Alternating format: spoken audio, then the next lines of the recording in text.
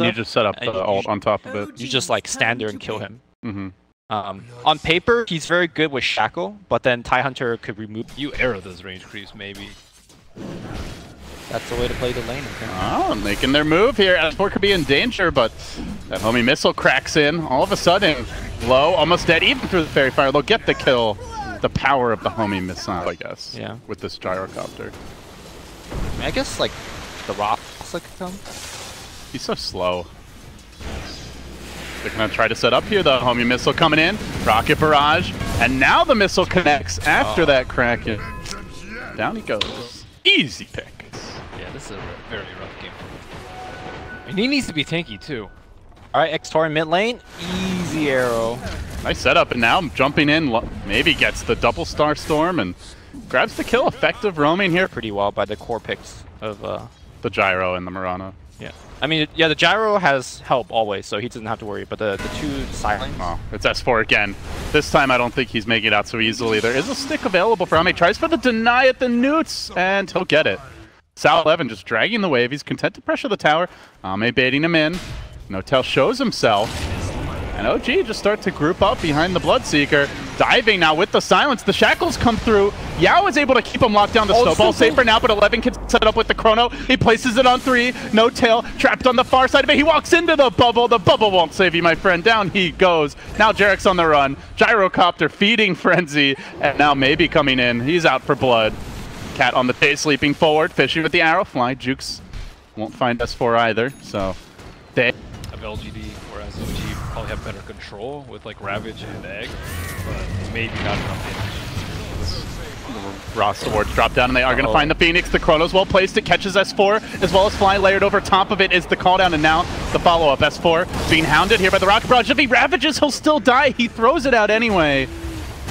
Not able to get anything in return so far. The snowball with Jarek's, but into the wards. A quick chain feed from OG. No. For what? We're on a level 10 talent. Oh, there's a rupture on Victoria. Is it going to be worth it, though? They've committed a lot for this Kunkka, who lobbed out the boat. He tanks it all. In comes Maybe. In comes Yao. They don't have the Serpent Wards for this fight. LGD's turn to overextend. It seems the Egg being forced low, but maybe has to leap away. He baits Jarek into the tower. Looks for the counterplay. 11's there with the Chrono. It's decent. It's caught too, but Fly has already used his Egg in this fight. S4 doesn't even have a Ravage yet, so not good enough from 11. LGD quite sloppy and perhaps a bit overeager in their initiation. Get punished by OG. It's good at that, and it's nice, you know, during Chrono to just try and pump out your flat cannon damage as quickly as possible. I mean, not that he has much right now, but presumably he will at some point. This is like a pretty baller Roche attempt.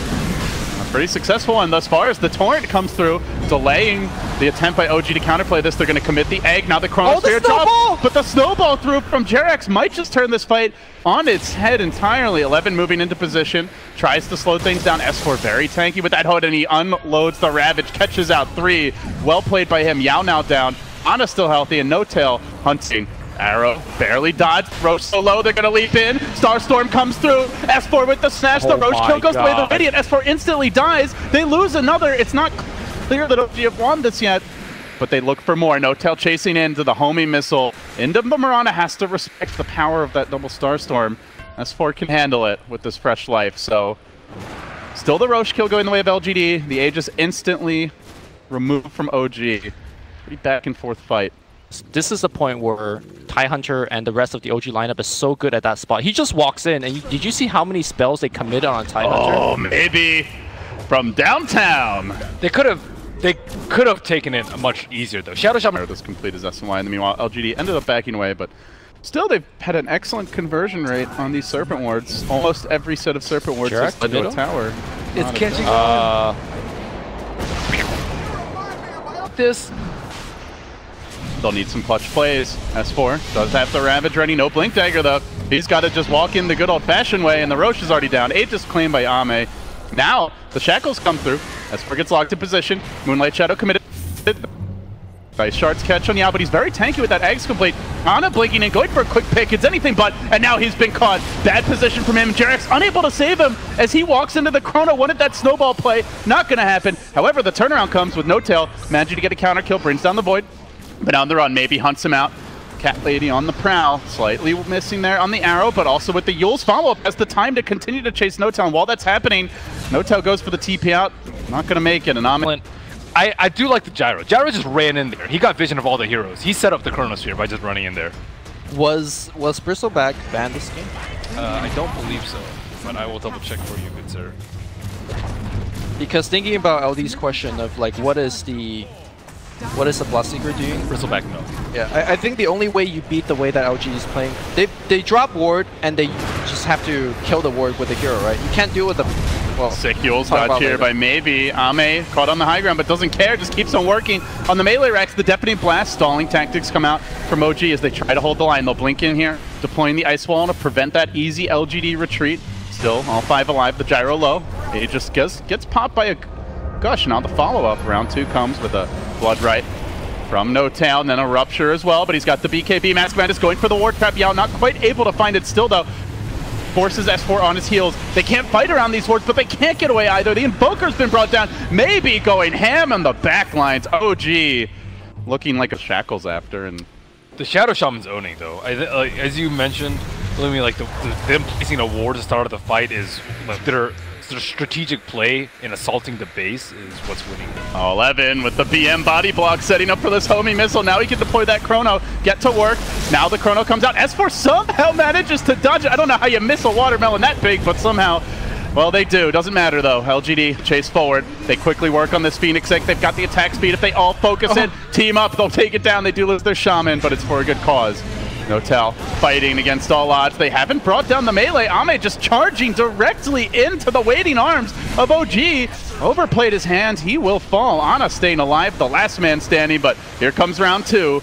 Maybe he's going to have that Starstorm fairly soon. They don't need it. LGD, chew him up. Another 5-man wipe. I also think the Faceless Void Pit destroyed them. Like, it didn't protect the Phoenix at all. So like Phoenix looks a lot weaker because the Faceless Void was stolen. Also you could just hone all your on the Invoker. And Invoker also struggles a lot for his time dilation. Like he doesn't have a good way to get out of it right now. And he has mags. So he has a 2-second cooldown, but he can't actually use it to his full effect because of the Faceless Void. Old 11 played very well. He had some really good chronos this game.